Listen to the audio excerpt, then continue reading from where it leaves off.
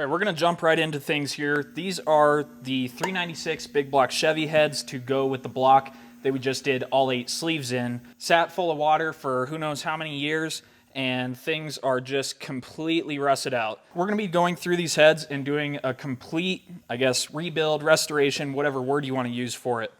We're gonna do all the valve guides, we're gonna do valve seats, we'll surface the heads, and get them looking as close to brand new as they can be, considering the damage that we do see. There's going to be a little cosmetic damage from the rust, but functionally they're going to be brand new.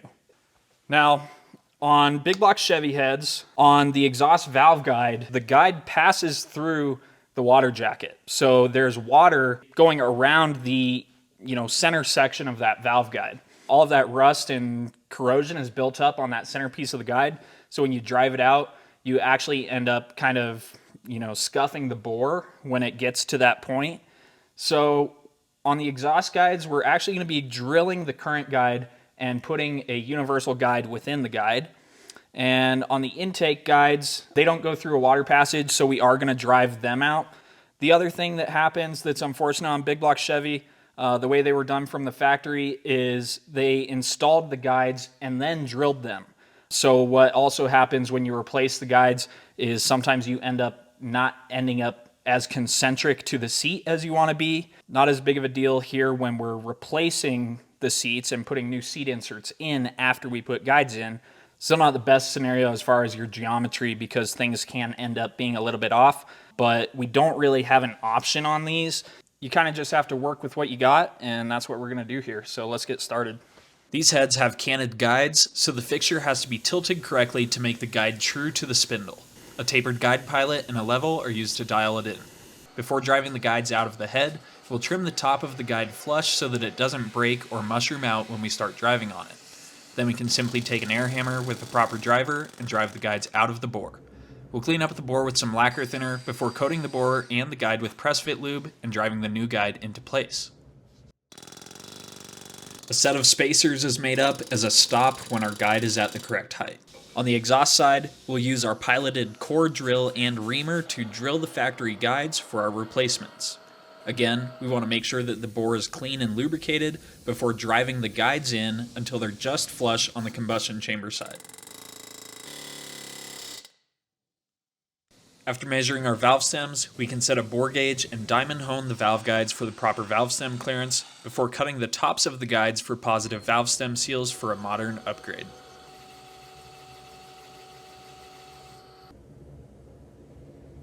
Alright, guide work is done on this first head here. Let's go ahead and get this one off of here. One of the things with being a small business owner is kind of setting goals for yourself and thinking about where you want to be in 5 years, where you want to be in 10 years, for that matter, where you want to be next month.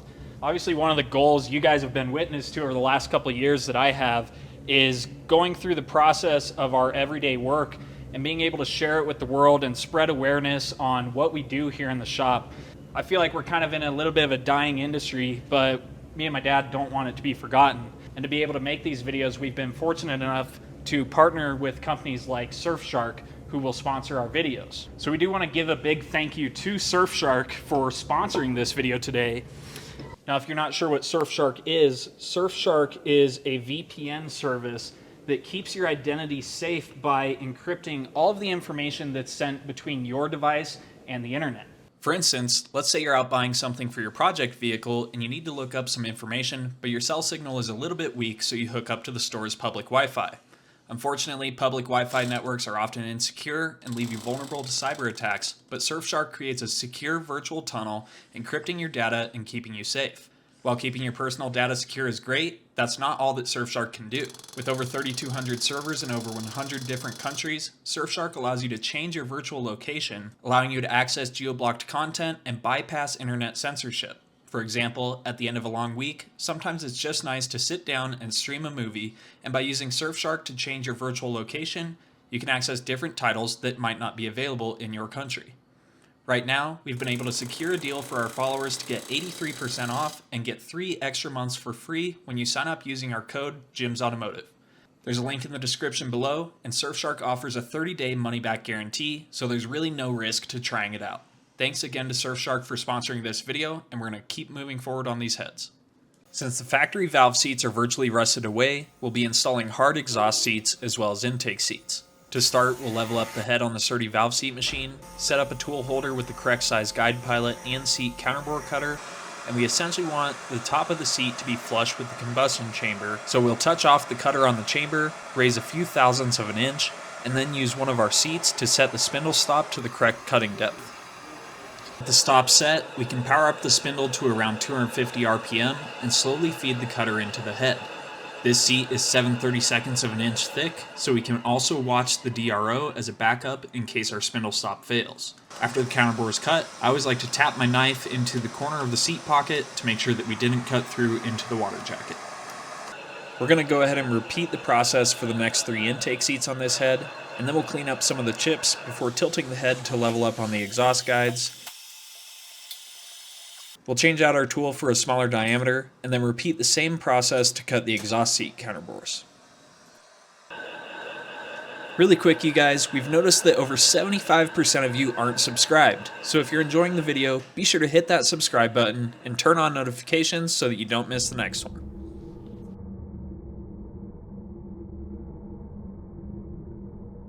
Once all of the seat counterbores are cut, we can use an expandable pilot and a valve seat driver to drive all of our seats into place, being sure the counterbores are clean underneath so that the seats go down all the way. We do get questions asking about using liquid nitrogen for installing seats, but it simply isn't necessary on cast iron heads.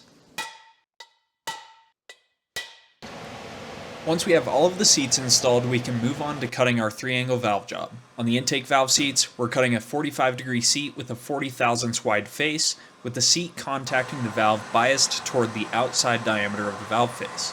This tool allows us to transfer a measurement from the valve itself to the valve seat cutting tool.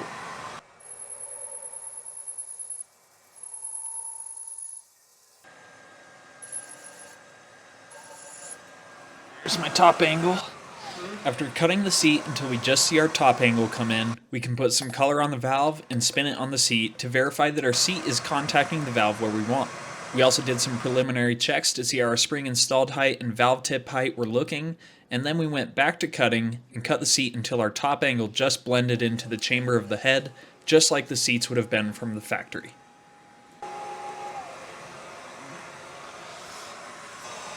The ID of our seat was a bit small, so we did open it up very slightly to where it just started to blend with the port. Unfortunately, the rust has really eaten away at the ports, so some of them are never going to blend perfectly. Once we have the first seat cut to the correct depth, we can then measure off of the gasket surface of the head using a deck bridge and cut the other intake seats to match.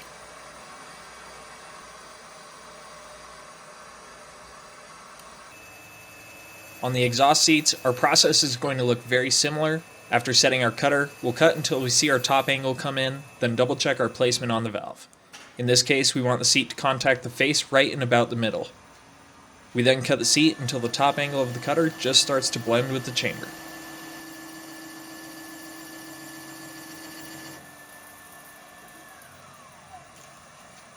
With all of the exhaust seats cut to the same depth, our valve job is nearly complete. We've got all of our intake seats cut, nice 3 angles, so we're 40 thousandths wide, 45 degrees, 3-angle valve job. On the exhaust, basically the same thing, except 60 thousandths wide. You know, as best as we can to fit into, you know, kind of blending into the port itself, but when all this meat is just rusted away, there's only so much you can do to make it look pretty.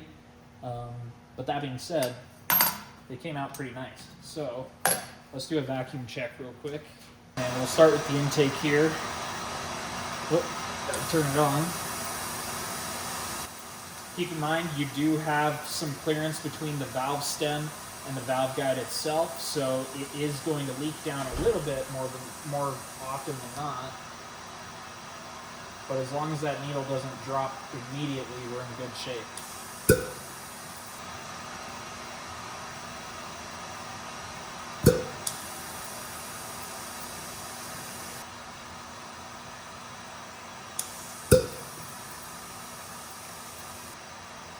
All of those good on the intake side. Now we'll check the exhaust side. And we'll see what they do here.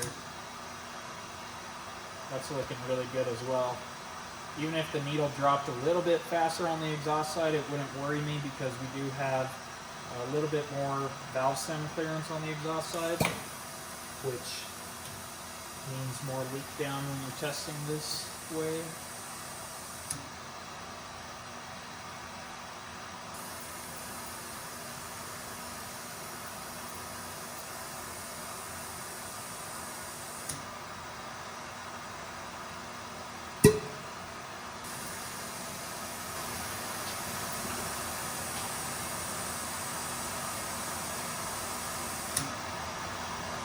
Those all look really good. I'm happy with that.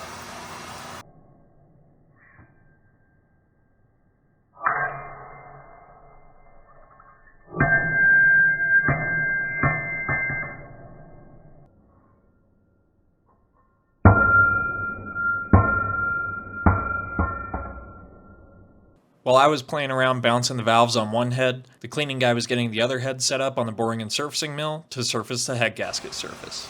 One last reminder, thank you to Surfshark for sponsoring this video. Be sure to check out their links in the description. 5 thousandths? 5 thousandths off of it. The rust shadow is never gonna, I mean, you could probably go 10 more and it would Yeah, still I'd go show t- some of it. I'd go 10 more and that rust would still show. So, And it's not going to hurt anything. It's purely cosmetic. yeah. So we got to figure out what cam the guy is going with, Yeah. and that'll narrow down where we're at on our springs, and see if we need to do anything with the spring pockets on the heads, Right. or if we, can just shim them. But we haven't narrowed that down yet, so basically this is where the video ends. The hard part is done. The hard part is done. Yeah. And it's 12. 12:20 in the morning, and this old man's tired. I want to go to bed.